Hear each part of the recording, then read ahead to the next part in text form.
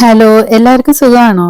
കൊളസ്ട്രോളും പ്രഷറും ഒക്കെ ഉള്ള ഒരു കാലഘട്ടത്തിലാണ് ഇപ്പൊ നമ്മൾ ജീവിക്കുന്നത്. ചിക്കൻ ഫ്രൈ ഒക്കെ കഴിക്കാൻ ആഗ്രഹമുണ്ടെങ്കിലും സാധാരണ നമ്മൾ ഒരുപാട് എണ്ണ ഉപയോഗിച്ച് പൊരിക്കുന്നത് കൊണ്ട് അത് ഒഴിവാക്കുകയാണ് പതിവ്.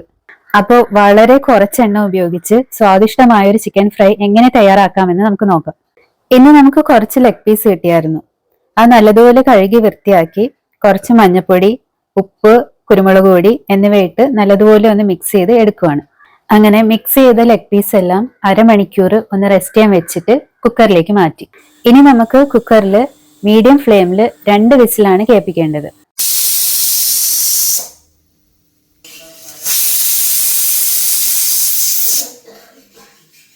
ആവിയൊക്കെ പോയ ശേഷം കുക്കർ തുറന്നപ്പോൾ ഈ കാണുന്നത് പോലെ ലെഗ് പീസ് എല്ലാം നല്ലതുപോലെ വെന്തിട്ടുണ്ട്.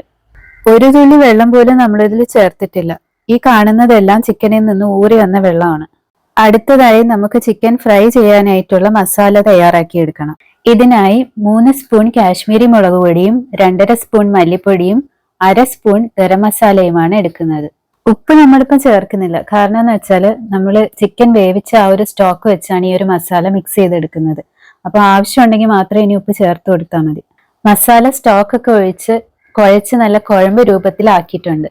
അപ്പൊ നമ്മൾ ഉപ്പ് നോക്കിയപ്പോൾ ഉപ്പിന്റെ കുറച്ച് കുറവുണ്ട്. അങ്ങനെ ഉപ്പും കൂടെ ആഡ് ചെയ്തിട്ടുണ്ട്.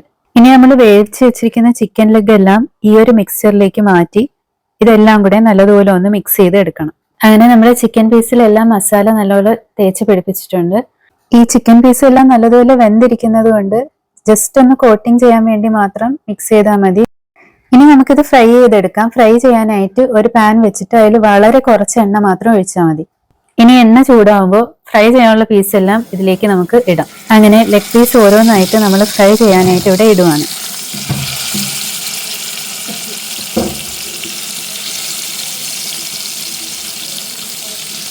ചിക്കൻ പീസൊക്കെ നല്ലതുപോലെ വെന്തിരിക്കുന്നതുകൊണ്ട് തന്നെ അതിന്റെ പുറത്ത് തേച്ചിരിക്കുന്ന ആ ഒരു മസാലയുടെ പച്ചമണം മാറാൻ വേണ്ടി മാത്രം അങ്ങോട്ടും ഇങ്ങോട്ടും തിരിച്ചിട്ട് കൊടുത്താൽ മതി. അങ്ങനെ നമ്മൾ ചിക്കനൊക്കെ ഇവിടെ നല്ല രീതിയിൽ റെഡിയായി വന്നിട്ടുണ്ട്. ഇനി നമുക്കത് കോരിയെടുക്കാം. ഇനി ആരും ചിക്കൻ ഫ്രൈ കഴിക്കാനുള്ള ആഗ്രഹം മാറ്റി വെക്കേണ്ട. ഇതേപോലെ ഒന്ന് ട്രൈ ചെയ്ത് നോക്കൂ.